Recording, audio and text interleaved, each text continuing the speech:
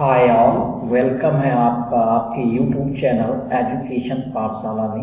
Previous video में हमने DBMS का इंट्रोडक्शन किया था। इस वीडियो में भी हम डीबीएमएस का इंट्रोडक्शन ही करेंगे, लेकिन इसमें आप कुछ नई चीज़ें देखेंगे।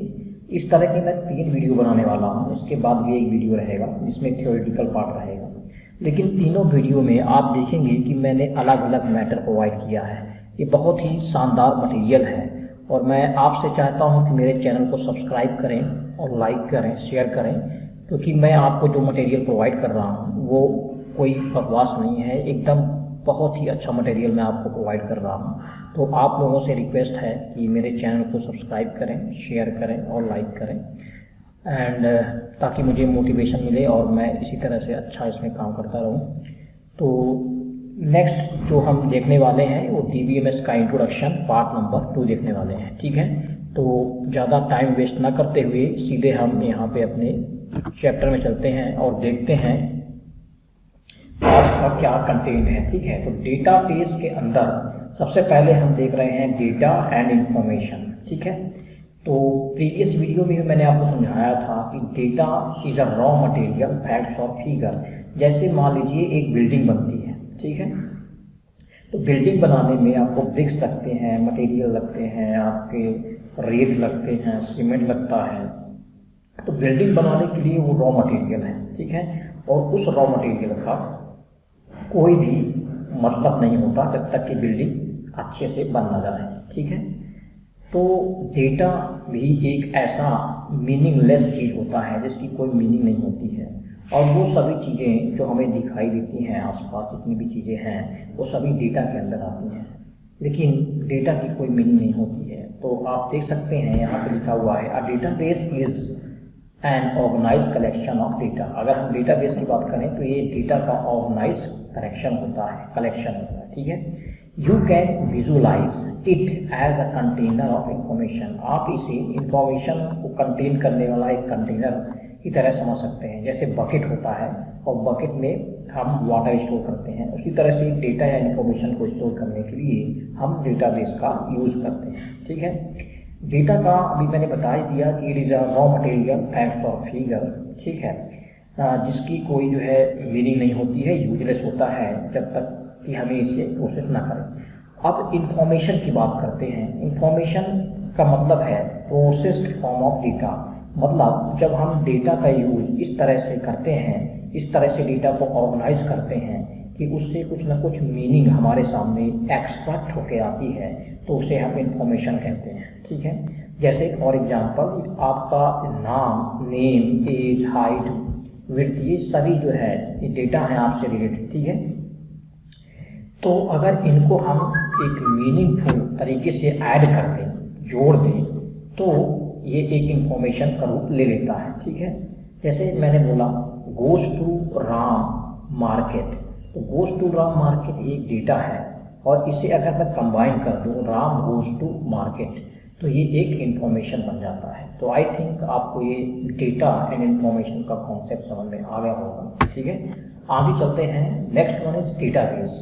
डेटाबेस जो है, देखिए आजकल जो है बहुत ज़्यादा मात्रा में डेटा इंक्रीज हो रहा है, और उन्हें हमें सही तरह से बिल्ड करने, मेंटेन करने के लिए बहुत ही जो है प्रॉब्लम महसूस हो रही है। तो उनको मतलब मेंटेन और बिल्ड करने के लिए एक सिस्टम बनाया गया है जिसको डेटाबेस कहते हैं, जो लार्ज अमाउंट में डेटा को स्टोर करता है। ठीक है, तो database concept has evolve since the 1960। ये इसका जो कॉन्सेप्ट है 1960 में आया। To ease increasing difficulties in designing, building and maintaining complex information system. तो ये इसलिए यूज़ किया गया ताकि हम कॉम्प्लेक्स सिस्टम को, इंफॉर्मेशन को ईजी कर पाएँ। ठीक है, डेटाबेस मैनेजमेंट सिस्टम। अब बात करते हैं डेटाबेस मैनेजमेंट सिस्टम। ये डेटाबेस मैनेजमेंट सिस्टम जो है प्रीवियस वीडियो में मैंने नहीं बताया था। तो देखिए डेटाबेस मैनेजमेंट सिस्टम एक सॉफ्टवेयर होता है जो हमारे डेटाबेस को मैनेज, अपडेट, क्रिएट, मेंटेन करने के लिए यूज़ किया जाता है। जैसे for example library management system. Library का एक मैनेजमेंट सिस्टम होता है जिसमें बुक इशू करना, सबमिट करना, कौन कौन सी बुक अभी कलेक्ट करनी है, सारी इंफॉर्मेशन रहती है। तो वहाँ पे जो लाइब्रेरी को मैनेज करने वाला सिस्टम होता है वो भी डेटाबेस मैनेजमेंट सिस्टम के अंदर होता है, ठीक है।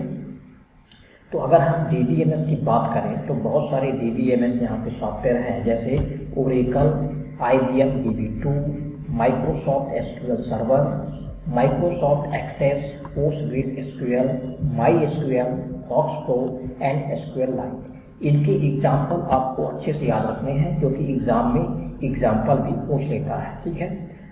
तो आप यहाँ पे एक छोटी सी पिक्चर देख पा रहे हैं, ठीक है। बॉटम में यहाँ पे आप देखेंगे यूज़र है और ये डेटाबेस है, ठीक है। तो यूज़र को डेटाबेस से बात करने के लिए, अगर यूज़र को डेटाबेस से बात करनी है तो उसके लिए बीच में है DBMS होता है, जो हमें यूज़र से डेटाबेस को मतलब बातचीत करवाने के लिए इंटरफेस प्रोवाइड करता है, ठीक है। तो ये हुआ डेटाबेस मैनेजमेंट सिस्टम, ओके। आगे चलते हैं और देखते हैं कि डेटा का कैटेगराइजेशन कितने टाइप से किया गया है। तो डेटा को हम दो कैटेगरी में डिवाइड करते हैं, एक होता है फ्लैट फाइल और एक होता है रिलेशनल, ठीक है। फ्लैट फाइल की बात करें तो इसमें सिर्फ एक ही टेबल होती है जिसमें डेटा को स्टोर किया जाता है, ठीक है। और ये कम मात्रा में डेटा को स्टोर करने के लिए होता है। अगर आपको डेटा कम मात्रा में स्टोर करना है तो एक ही सिंगल टेबल बना करके कर सकते हैं, और अगर हम सिंगल डेटा में या सिंगल टेबल में डेटा को स्टोर करते हैं तो इसे हम फ्लैट फाइल कहते हैं। ये एग्जाम में आ चुका है, अभी जो प्रीवियस एग्जाम हुए थे उसमें फ्लैट फाइल के बारे में आया था, फिल इन द ब्लैंक्स करके आया था, ठीक है। तो आप इसे अच्छे से पढ़ेंगे फ्लैट फाइल। फिर इसके बाद है रिलेशनल। रिलेशनल में क्या है, मल्टीपल टेबल होती है, एक से ज़्यादा टेबल होती हैं। मतलब एक बड़ी टेबल को बहुत कॉम्प्लेक्स, मान लीजिए आपके पास एक बहुत बड़ी टेबल है और उसको आपने टुकड़ों में डिवाइड कर दिया, छोटे छोटे टेबल में डिवाइड कर दिया, तो उसको हम रिलेशनल बोलते हैं, ठीक है। और इसको हम इसलिए बनाते हैं ताकि हम लार्ज अमाउंट में डेटा को स्टोर कर पाए, ओके। नेक्स्ट चलते हैं एडवांटेजेस ऑफ डेटाबेस। डेटाबेस के क्या क्या एडवांटेज हैं। डेटाबेस एडवांटेजेस में सबसे पहले है data entry, update, read and delete cost is reduce. मतलब डेटा एंट्री करने की, अपडेट करने की, रीड एंड डिलीट करने की कॉस्ट रिड्यूस हो जाती है। सेकंड है reduce data redundancy. Data redundancy का मतलब मैं समझा चुका हूँ डिटेल में कि डेटा का जो डुप्लीकेशन है, डुप्लीकेट जो डेटा होता है वो काफ़ी मात्रा में कम हो जाता है, ठीक है। Next one is data sharing is made easy. Data की शेयरिंग करना बहुत इजी हो जाता है। Next one is data inconsistency is reduce. Data inconsistency का मतलब मैंने बताया था कि अगर आपने अपने इंफॉर्मेशन में कुछ भी चेंज करवाया और चेंज करवाने के बाद अगर हम उसे कहीं से भी ओपन करें तो वो इन्फॉर्मेशन सभी को एक जैसी दिखाई देनी चाहिए, ठीक है। जैसे मैंने आधार कार्ड का आपको एग्जाम्पल दिया था कि आधार कार्ड में अपने अपना नाम चेंज कराया है तो हर जगह वो नाम उसी तरह से डिस्प्ले होना चाहिए। इसको बोलते हैं डेटा कंसिस्टेंसी। तो डेटा जो है हमारा इनकंसिस्टेंट ना हो इसलिए इसको रिड्यूस करते हैं, ठीक है। फिर नेक्स्ट है the end users productivity is improve. इससे इंड यूजर की प्रोडक्टिविटी इम्प्रूव होती है, ठीक है। Next one is decision making with data is improve. Data में एक डिसीजन लेते हैं वो काफ़ी हद तक इम्प्रूव हो जाता है, ठीक है। Next one is improve data access. Data को एक्सेस करना बहुत ज़्यादा मात्रा में ईजी हो जाता है। और last one is better data integration. Data को एक जगह इंटीग्रेट कर लेना, सेंट्रलाइज कर देना बहुत ईजी हो जाता है, ठीक है। नेक्स्ट देखते हैं फीचर्स ऑफ DBMS। DBMS की कुछ विशेषताएं होती हैं जैसे क्वेरीएबिलिटी। क्वेरीएबिलिटी क्या है, जैसे मान लीजिए आपके पास एक टेबल है, ठीक है, और उस टेबल में 10,000 रिकॉर्ड हैं। 10,000 रिकॉर्ड में से किसी एक का रिकॉर्ड अगर निकालना हो तो उसे हम क्वेरी की हेल्प से निकाल लेते हैं। तो यहाँ पे क्वेरीएबिलिटी होती है, क्वेरी से आप बहुत जल्दी काम कर सकते हैं। Then backup and replication. Backup and replication का मतलब क्या है कि आप अपने डेटा का बैकअप और रिकवरी कर सकते हैं। Next one is security. Security बहुत ही बड़ा एस्पेक्ट होता है। किसी भी कंसर्न में आप देखें बिना सिक्योरिटी के हम कोई भी चीज़ यूज नहीं कर सकते हैं, तो ये प्रॉपर हमें सिक्योरिटी प्रोवाइड करता है यूजर नेम पासवर्ड दे करके। कंप्यूटेशन, ये बहुत बड़े टास्क को, कॉम्प्लेक्स टास्क को कंप्यूट करके हमें बहुत ही जल्द रिजल्ट देता है, ठीक है। बहुत ज़्यादा कॉम्प्लेक्स सिचुएशन जो होती है उनको कंप्यूट करता है। Automated optimisation. ऑटोमेटेड ऑप्टिमाइजेशन का मतलब ये है कि अगर आपने मान लीजिए कोई इन्फॉर्मेशन चेंज कराई है और कुछ डिलीट किया है, कुछ अपडेट किया है, तो ऑटोमेटिक वो सारी चीज़ें अपडेट हो जाती हैं। ठीक है, अगर डिलीट किया है तो वो अपने जगह से वहाँ से रिमूव हो जाएगा। ओके, नेक्स्ट देखते हैं database servers. Database servers previous video में मैंने नहीं पढ़ाया था। देखिए, सर्वर्स की बात करें तो ये एक मेन कंप्यूटर होता है, साइज में बड़ा होता है, जो क्लाइंट के द्वारा किए गए रिक्वेस्ट को क्या करता है, रिस्पॉन्स करता है। ठीक है, जो भी क्लाइंट रिक्वेस्ट करता है वो उसको रिस्पॉन्स करता है। ठीक है, क्लाइंट की बात करें तो वेब ब्राउज़र होते हैं जैसे मोजिला, फायरफॉक्स, तो ये सारी चीज़ें क्लाइंट होती हैं। अब डेटाबेस सर्वर की बात करें तो ये डेडिकेटेड कंप्यूटर होता है, डेडिकेटेड कंप्यूटर जो एक्चुअल डेटा बेसिस को होल्ड करता है। ठीक है, इसमें सारे DBMS के रिलेटेड सॉफ्टवेयर होते हैं जिसमें रन करते हैं। ठीक है, तो आप ये पूछ सकते हैं कि जैसे मान लीजिए किसी को अपना रिजल्ट निकालना है। ठीक है, तो रिजल्ट जब आप निकालेंगे तो अपना रोल नंबर डालेंगे। जब रोल नंबर आप डालते हैं तो उसमें आपको एक फॉर्म मिलता है, उसको हम फ्रंट एंड बोलते हैं। ठीक है, क्या बोलते हैं, फ्रंट एंड, मतलब जहाँ पे हम यूजर एंट्री कर सकता है, यूजर कुछ देख सकता है, उसे फ्रंट एंड बोलते हैं। लेकिन ये जो रोल नंबर डालने के बाद रिजल्ट आपको देता है वो बैक एंड से आता है। बैक एंड जो है किसी सिंपल यूजर को दिखाई नहीं देता है, ये डेटाबेस मैनेजमेंट का काम होता है, और ये डेटाबेस सर्वर ही जो है बैक एंड का काम करते हैं। मतलब जो भी आपका रिस्पॉन्स देने का काम होता है वो डेटाबेस सर्वर देता है। मतलब ये बैक साइड में रहता है, बैक एंड में रहता है और सारी इंफॉर्मेशन आपको प्रोवाइड करता है। ठीक है, तो आई होप आपको डेटाबेस सर्वर समझ में आ गया होगा कि ये एक जो है मेन डेडिकेटेड सिस्टम होता है, कंप्यूटर होता है जो DBMS के सारे सॉफ्टवेयर को रन करता है। ठीक है, RDBMS नेक्स्ट कॉन्सेप्ट है RDBMS। RDBMS का मतलब है रिलेशनल डेटाबेस मैनेजमेंट सिस्टम। देखिए, DBMS में सिर्फ एक नया वर्ड आया हुआ है R, और R का मतलब है रिलेशनल। मतलब यहाँ पे हम टेबल के साथ डील करते हैं, यहाँ पे हम मल्टीपल टेबल का यूज करते हैं और आपस में टेबल एक दूसरे से इंटरलिंक होती हैं, कनेक्टेड होती हैं। RDBMS की बात करें तो इसको इंट्रोड्यूस किया था EF कोड ने। ठीक है, EF कोड ने एंड अपने सन जोस रिसर्च लाइब्रेरी में इसको बनाया था। ठीक है, तो यहाँ पे हम कई सारे टर्म यूज करते हैं, रिलेशन, टपल और एट्रीब्यूट। तो वन बाई वन हम सभी इसमें पढ़ते जाएंगे। ठीक है, आप जो है इसको देखेंगे तो 1969 में इसको प्रपोज किया गया था, बनाया गया था। ओके, नेक्स्ट देखते हैं डेटाबेस कॉन्सेप्ट। डेटाबेस कॉन्सेप्ट की बात करें तो सबसे पहले हमारे पास आता है फील्ड। फील्ड कुछ नहीं है, अगर टेबल में हम कॉलम लेते हैं तो उसे हम फील्ड बोलते हैं। ठीक है, टेबल का कॉलम फील्ड कहलाता है और इसी को हम एट्रीब्यूट भी बोलते हैं। यानी कॉलम के 3 नाम हो गए, कौन कौन से, फील्ड, एट्रीब्यूट, कॉलम। ठीक है, तो क्या लिखा हुआ है आप देख सकते हैं, columns that define the values in the rows. ठीक है, column that define the values in the rows, मतलब जो वैल्यू डिफाइन करता है उसको कॉलम बोलते हैं। It contains only one type of information called a field. ये एक टाइप की इंफॉर्मेशन स्टोर करता है। जैसे मान लीजिए एक कॉलम का नाम है नेम, तो नेम कॉलम के नीचे जितने भी डेटा होंगे वो नाम के ही होंगे, इसलिए इसको सेम टाइप का इंफॉर्मेशन स्टोर करता है। ठीक है, और इसी तरह से अगर हम बात करें company, region, product, month, sales, तो ये डिफरेंट टाइप के फील्ड हो गए। ठीक है, रिकॉर्ड की बात करें तो रिकॉर्ड जो है एक टेबल में रो को बोला जाता है और रिकॉर्ड को हम टपल भी बोलते हैं। इस तरह से हम एक रो को 3 तरीके से बोल सकते हैं, या तो रो बोले, या तो रिकॉर्ड बोले, या तो टपल बोले। ठीक है, तो a collection of field data makes one record. तो फील्ड का कलेक्शन जो है एक रिकॉर्ड बनाता है। ठीक है, कई सारे फील्ड को अगर हम जोड़ दें तो उससे एक रिकॉर्ड बनता है। ठीक है, जैसे यहाँ पे आप देखेंगे ABC, EMA, 3 जनवरी, ये सब कुछ जो है एक कंप्लीट रिकॉर्ड है। ठीक है, तो सिंपल सी बात अगर करें तो कॉलम है फील्ड और रो है रिकॉर्ड। ओके, नेक्स्ट देखते हैं व्हाट आर कीज। कीज क्या होती है? कीज मैंने आपको एक्सप्लेन किया था कि कीज का यूज जो है यूनिक तरीके से डेटा को आइडेंटिफाई करने के लिए होता है। जैसे a DBMS key is an attribute or set of attribute which helps you to identify a row in a table। किसी रो को पहचानने का यूनिक तरीके से पहचानने का तरीका होता है।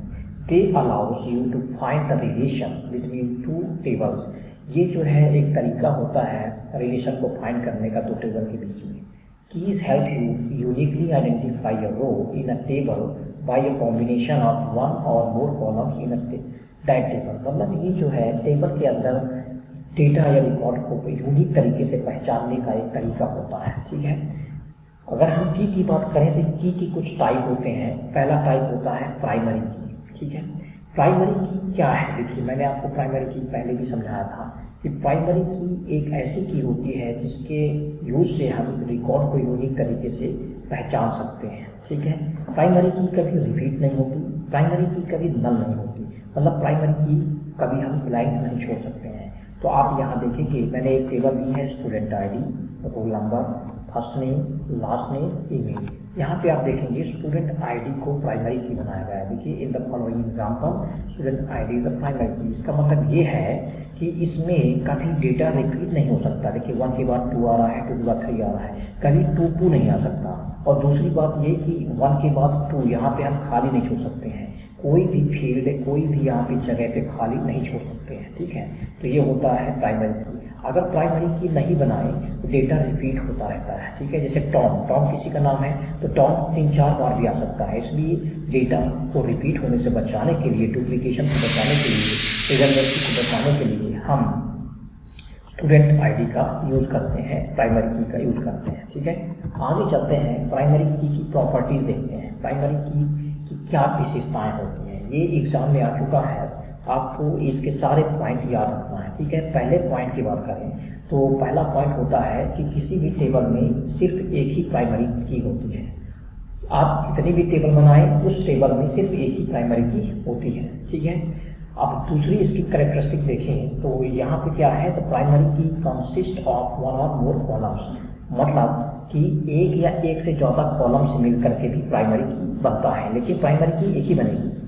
इसी तरह से तीसरा है यहाँ पे, the primary key enforces the integrity of the table, ठीक है। नेक्स्ट है आपका यहाँ पे, all columns defined must be defined as not null. मैंने बताया था कि किसी भी कॉलम के अंदर कोई भी ब्लैंक वैल्यू खाली नहीं छोड़ सकते हैं। नॉट नल का मतलब हम उसे ब्लैंक नहीं छोड़ सकते हैं, ठीक है। नेक्स्ट पॉइंट है, the primary key uniquely identify a row. Primary key help से हम रो को यूनिक तरीके से आइडेंटिफाई कर पाते हैं। यूनिक तरीके से आइडेंटिफाई का मतलब है कि हम उसे अलग तरीके से पहचान सकते हैं, ठीक है। नेक्स्ट देखते हैं कंपोजिट प्राइमरी की। कंपोजिट प्राइमरी की क्या है? देखिए, कभी कभी हमारी टेबल में ऐसी की मौजूद होती हैं, ऐसे फील्ड होते हैं जो एक से ज़्यादा प्राइमरी की बनने की कैपेबिलिटी रखते हैं। मतलब ऐसे फील्ड जो एक से ज़्यादा फील्ड जो है एक से ज़्यादा प्राइमरी की बन सके, तो उनको हम कंपोजिट की बोलते हैं। क्या मतलब है इसका समझते हैं। जैसे देखिए, यहाँ पे एक टेबल क्लास हिस्ट्री है, quarter ID, student ID, course ID. ये 3 ऐसे फील्ड हैं जो प्राइमरी की बन सकते हैं, लेकिन हमने तो ये जाना है कि प्राइमरी की तो एक ही होती है। तो इन तीनों के कॉम्बिनेशन से क्या बनेगी? कंपोजिट प्राइमरी की, ठीक है। तो आप देखेंगे इन this table the first 3 field, quarter ID, student ID, course ID, together form a composite key. अगर तीनों को मिला करके हम एक की बनाते हैं तो इसे हम कंपोजिट की बोलते हैं। Each of them individually cannot uniquely identify each record, but together the combination of all 3 does uniquely identify each record. अगर हम इन तीनों का यूज अलग अलग करें तो ये रिकॉर्ड को यूनिक तरीके से आइडेंटिफाई नहीं कर पाएंगी, लेकिन अगर तीनों को एक साथ करके एक प्राइमरी की बना दिया जाए इनको, तो ये रिकॉर्ड को यूनिक तरीके से पहचानने में हेल्प करेंगे, ठीक है। तो कंपोजिट की क्या है? देखिए, कंपोजिट की और कंपोजिट प्राइमरी की refers to cases where more than one column is used to specify the primary key of table। मतलब जब 2 से ज़्यादा, एक या एक से ज़्यादा टेबल में जो कॉलम है उनको जोड़ करके अगर प्राइमरी की बनाई जाए तो उसको कंपोजिट प्राइमरी की कहते हैं। It may be a candidate की और प्राइमरी की। ये कैंडिडेट की हो सकती है या प्राइमरी की हो सकती है, ठीक है। Columns that make up the composite key can be different data type. तो कॉलम्स जो कंपोजिट की बनाते हैं वो अलग अलग डेटा टाइप के भी हो सकते हैं, ठीक है। जरूरी नहीं है कि जिनसे मिल करके आपका ये बन रहा है कंपोजिट की वो सेम डेटा टाइप के हो, अलग अलग डेटा टाइप की हो सकते हैं। ठीक है, नेक्स्ट देखते हैं अल्टरनेट की। अल्टरनेट की नाम से ही समझ में आ रहा है ये एक ऐसी की होती है, देखो जैसे मान लीजिए एक टेबल है हमारे पास, ठीक है, तो अल्टरनेट की ये बोलती है कि जब हम एक टेबल में एक प्राइमरी की डिसाइड कर देते हैं कि ये प्राइमरी की है, तो प्राइमरी की बनाने के बाद जो की बचती हैं उन्हें सब कुछ अल्टरनेट की बोलते हैं। जैसे देखेंगे यहाँ पे देखिए student ID, roll number, first name, last name, email है, ठीक है, तो हमने स्टूडेंट आईडी को प्राइमरी की बना दिया। अब इस पर्टिकुलर फील्ड को छोड़कर जितनी भी की यहाँ पे बची हैं, जितने भी फील्ड बचे हैं वो सब अल्टरनेट की हो जाएंगे। तो आप देख सकते हैं यहाँ पे क्या लिखा हुआ है, in this table student ID, roll number, email are qualified to become a primary key. ठीक है, लेकिन यहाँ पे हमने स्टूडेंट आईडी को क्या बना दिया, प्राइमरी की। तो प्राइमरी की जब हमने इसको बना दिया तो बचा क्या, role number, email, role number, email, ये हमारा क्या बन गया, अल्टरनेटिव की। तो इसमें आपको ये ध्यान रखना है कि प्राइमरी की के बाद, प्राइमरी की बनाने के बाद ऐसी कोई फील्ड अगर है तो प्राइमरी की बन सकती है। याद रखें कि प्राइमरी की बनाने के बाद अगर ऐसी कोई फील्ड है जो प्राइमरी की तरह एबिलिटी रखती है तो उन सभी की को अल्टरनेट की कहते हैं।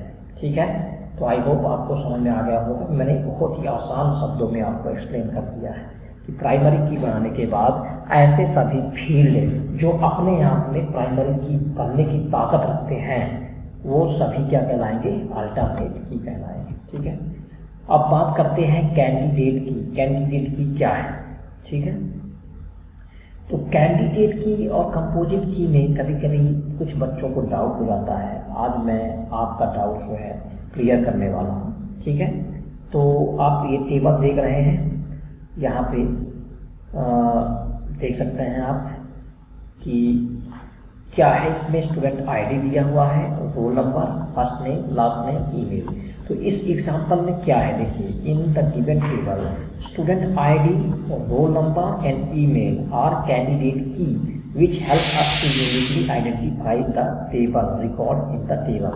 अब कैंडिडेट की क्या है, देखिए कैंडिडेट की क्या होती है, ऐसी सभी की, ऐसी सभी, ध्यान से सुनेंगे आप लोग, ऐसी सभी की, टेबल में ऐसे सभी एट्रीब्यूट या सभी कॉलम जो प्राइमरी की बनने की ताकत रखते हैं। याद रखेंगे, फिर से मैं बोल रहा हूँ कि एक टेबल के अंदर ऐसे सारे कॉलम के नाम जो प्राइमरी की बन सकते हैं, दम रखते हैं, उन सभी को कैंडिडेट की बोलते हैं। देखिए कंपोजिट की में क्या होता था, सभी को मिला देते थे तब जाकर के एक कंपोजिट की बनती थी, लेकिन यहाँ मिलाना नहीं है, उन सभी को अलग अलग हम क्या बोलेंगे, कैंडिडेट की बोलेंगे। जैसे इस टेबल में स्टूडेंट आईडी, रोल नंबर और ईमेल अपने आप में प्राइमरी की बनने वाले हैं, ये प्राइमरी की बनने की योग्यता रखते हैं, कैपेबिलिटी रखते हैं, इसलिए इनको अलग अलग क्या बोला जाएगा, कैंडिडेट की बोला जाएगा। Student ID, roll number, email को हम कैंडिडेट की बोलेंगे। ठीक है, बाकी डिफिनेशन लिखी हुई है, जो मैंने समझा दिया है वही दिमाग में आपको रखना है। ठीक है, नेक्स्ट चलते हैं प्रॉपर्टीज ऑफ कैंडिडेट की। तो इस स्लाइड में आप जान पाएंगे जितनी भी की मैंने पढ़ाई है वो आप तीनों एक ही पिक्चर में देख सकते हैं। ठीक है, सब कुछ एक ही स्लाइड में समझ में आ जाएगा। देखिए, तो प्रॉपर्टीज की बात करते हैं तो सबसे पहले इसमें देखिए नंबर 1 प्रॉपर्टीज है, it must contain unique value, मतलब ये हमेशा यूनिक वैल्यू ही कंटेन करेगा, रिपीट नहीं होगा। कैंडिडेट की में हैव मल्टीपल एट्रीब्यूट्स, मतलब इसमें एक से ज़्यादा कॉलम हो सकते हैं, एट्रीब्यूट हो सकते हैं। Must not contain null value, मतलब इसमें कोई भी ब्लैंक डेटा हम नहीं छोड़ सकते हैं, खाली डेटा नहीं छोड़ सकते हैं। It should contain minimum field to ensure uniqueness, ये यूनिकनेस शो करने के लिए मिनिमम जो है फील्ड यूज करता है। ठीक है, लास्ट इसकी प्रॉपर्टी होती है uniquely identify each record in a table, ये यूनिक तरीके से रिकॉर्ड को टेबल में आइडेंटिफाई करने के लिए यूज होता है। अब इस पिक्चर को आप ध्यान से देखें, इस पिक्चर में पूरी की पूरी की आपको एक साथ क्लियर हो जाएंगी। सबसे पहले बात करते हैं प्राइमरी की। तो स्टूडेंट आईडी को हमने प्राइमरी की बना दिया है 1 2 3, जो कभी रिपीट नहीं हो सकती, जो कभी भी आपकी नल नहीं हो सकती, ठीक है। अब आप देखेंगे student ID, roll number, email, तीनों अपने आप में प्राइमरी की बन सकती हैं। तो इन तीनों को हमने मिला दिया, तीनों को मिला दिया मतलब मैंने भी कंबाइन नहीं किया कि तीनों को एक साथ अगर हम देखते हैं तो ये कैंडिडेट की हो गए, ठीक है। अगर इन तीनों को हम मिला दें तो ये क्या हो जाएगी, अपोजिट की। आप देखो अल्टरनेट की क्या होती है, प्राइमरी की हमने बना दिया स्टूडेंट आईडी को, तो प्राइमरी की के बाद जो फील्ड प्राइमरी की बनने लायक होते हैं, जैसे रोल नंबर, आप देख सकते हैं रोल नंबर बन सकता है प्राइमरी की, और ईमेल, तो इन दोनों को कंबाइन करके अल्टरनेट की बन गई, ठीक है। तो ये डिफरेंस होता है। अगर कोई भी डाउट आपको प्राइमरी की, फॉरेन की, जितना भी है इनके रिगार्डिंग होता है तो आप पूछ सकते हैं, ठीक है। नेक्स्ट चलते हैं फॉरेन की। फॉरेन की एग्जाम में आ चुका है, बहुत ही ये CBSE का फेवरेट क्वेश्चन होता है, ठीक है। इस कॉन्सेप्ट को हम रेफरेंशियल इंटीग्रिटी भी बोलते हैं, क्योंकि ये एक टेबल का रेफरेंस होता है, ठीक है।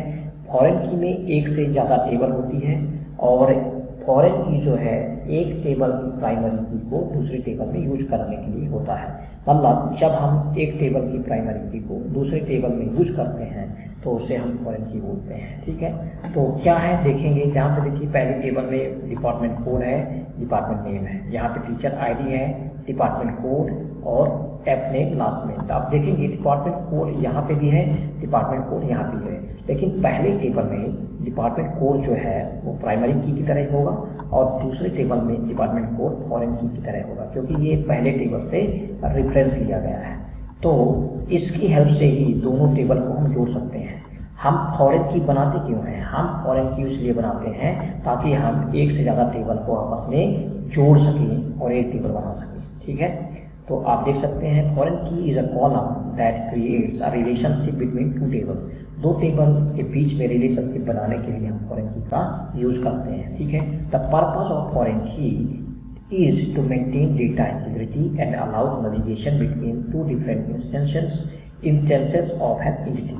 तो इसका पर्पस जो है दो टेबलों के बीच में नेविगेशन करने के लिए, जंप करने के लिए, रिकॉर्ड को देखने के लिए और इजीली इसे जो है नेविगेट करने के लिए होता है। तो फॉरेन की का कॉन्सेप्ट आई थिंक आपको समझ में आ गया होगा। प्रीवियस वीडियो में भी मैंने बहुत ज़्यादा एक्सप्लेन किया है इसको, और इसको आपको अच्छे से करके एग्जाम में जाना है। फॉरेन की और प्राइमरी की से 100% एग्जाम में क्वेश्चन CBSE पूछता है, ठीक है। ओके, नेक्स्ट देखते हैं कुछ एक्टिविटीज हैं जो आप कर सकते हैं, CBSE ने आपको दिया है, इसको आप देख सकते हैं और कर सकते हैं। अब बात करते हैं टेबल की, ठीक है। तो टेबल क्या होता है, table is a collection of rose and column, ठीक है। इसमें रोज होती हैं, कॉलम होती है, उनके कॉम्बिनेशन से ही टेबल बनती है, ठीक है। तो इसमें आप पढ़ने के बाकी मैंने बता दिया है कि टेबल रो और कॉलम का कॉम्बिनेशन होता है, कलेक्शन होता है। स्क्रीनशॉट लेना हो तो आप ले सकते हैं। फिर कॉलम और फील्ड की बात करें तो मैंने आपको बताया ही था कि कॉलम बोलें, फील्ड बोलें या एट्रीब्यूट बोलें, तीनों का नाम एक ही होता है। तो किसी टेबल में कॉलम जो है जो वर्टिकल होते हैं, वर्टिकल में कॉलम कहते हैं, ठीक है। वर्टिकली जो होते हैं वो कॉलम होते हैं। तो a column is a set of data values of a particular simple type, one for each row of a table, ठीक है। तो इसमें लिखा है फर्स्ट नेम, लास्ट नेम, ये सभी कॉलम के नाम है। इसी तरह से रो के तीन नाम है, रो, रिकॉर्ड या टपल, ठीक है। तो किसी टेबल में जो हॉरिजेंटल लाइन होती है, हॉरिजेंटल चीज़ें होती हैं, उनको हम रो बोलते हैं, ठीक है। आप एक टेबल देखेंगे तभी आपको क्लियर होगा, मैं टेबल में आपको दिखा के बता दूंगा। डेटा टाइप, नेक्स्ट हमारा टॉपिक है डेटा टाइप। डेटा टाइप का मतलब है कि हम डेटाबेस में किस टाइप का डेटा स्टोर कर रहे हैं, उसको बोलते हैं डेटा टाइप, ठीक है। जब हम किसी से बोलते हैं कि आपका नाम क्या है तो वो अपना नाम बताता है। हम पूछते हैं आपकी एज क्या है तो अपनी एज बताता है। तो नाम किस में बताएगा, अल्फ़ाबेट में, और अपनी एज किस में बताएगा, नंबर में। तो ये अलग अलग तरीके से डेटा को हैंडल करना ही क्या कहलाता है, डेटा टाइप, ठीक है। तो कितने टाइप के डेटा टाइप होते हैं उसको देखते हैं। हमारे पास यहाँ पे 5 टाइप के डेटा टाइप होते हैं। सबसे पहला होता है न्यूमेरिक टाइप, दूसरा होता है अल्फा न्यूमेरिक टाइप, तीसरा होता है बाइनरी टाइप, चौथा होता है डेटेड टाइप एंड लास्ट होता है अदर वेरिएबल टाइप्स, ठीक है। तो पहले की बात करें न्यूमेरिक टाइप्स की, तो इसमें हम जाहिर सी बात है नाम से ही समझ में आ रहा है न्यूमेरिक टाइप। तो ये एक ऐसा डेटा टाइप होता है जिसमें हम नंबर टाइप के डेटा को स्टोर कर सकते हैं। इसके कुछ टाइप होते हैं जैसे Boolean, tiny int, small int, integer, big int, numeric, decimal, real, float और डबल। बाकी इंफॉर्मेशन डेटा टाइप और डिस्क्रिप्शन आप पढ़ लेंगे, इसको एग्जाम में आता है। नेक्स्ट देखें alpha numeric type. Alpha numeric data type एक ऐसा डेटा टाइप होता है इसमें अल्फ़ाबेट और नंबर दोनों कंबाइन होकर के यूज होते हैं। इसमें कौन कौन सी डेटा टाइप आते हैं, मेमो, टेक्स्ट और कैरेक्टर, वर्ड कैरेक्टर, ठीक है, ये सारी चीज़ें इसके अंदर आती हैं। ओके, नेक्स्ट डेटा टाइप का नाम है binary type. Binary type data type एक ऐसा डेटा टाइप है जिसकी हेल्प से हम बाइनरी इंफॉर्मेशन स्टोर कर सकते हैं, जैसे इमेज, फोटो, साउंड, ठीक है, ग्राफिक्स, ये सारी चीज़ें हम स्टोर कर सकते हैं। इसके अंतर्गत जो है लॉन्ग वेरिएबल बाइनरी आता है, वेरिएबल बाइनरी आता है, ठीक है। तो इसका मेनली यूज हम इमेज, साउंड और पिक्चर को जो है स्टोर करने के लिए करते हैं। नेक्स्ट है date and time. Date and time से रिलेटेड सारी इंफॉर्मेशन को स्टोर करने के लिए हम डेट टाइम डेटा टाइप का यूज करते हैं। डेट में हम मंथ, डे और ईयर स्टोर कर पाते हैं। टाइम में हम आवर, मिनट और सेकंड स्टोर कर पाते हैं। और टाइम स्टाम्प में हम stores date and time information कर सकते हैं, ठीक है। तो 3 टाइप के डेटा टाइप्स के अंदर आते हैं, डेट, टाइम स्टाम्प, ठीक है। अदर डेटा टाइप की बात करें तो जितने भी ऑब्जेक्ट होते हैं वो सभी अदर डेटा टाइप में आ जाते हैं। और ये क्या करता है, it store serialize Java object as user application must supply serialization routines, ठीक है। तो ये हो गया अदर डेटा टाइप्स। तो इस तरह से हमने ये इसका पूरा डिस्क्रिप्शन, इसका एक्सप्लेनेशन देख लिया है। अगर फिर भी कुछ आपको डाउट रह जाता है तो आप कमेंट सेक्शन में कुछ से पूछ सकते हैं। एक वीडियो मैं और बनाऊंगा जिसमें जो भी थोड़ा बहुत और बचा हुआ है वो पूरा क्लियर हो जाएगा। यानी 3 वीडियो देखने के बाद आपको DBMS का इंट्रोडक्शन पूरा क्लियर हो जाएगा। इसके बाहर से कुछ पढ़ने की ज़रूरत नहीं है, ठीक है। Thank you.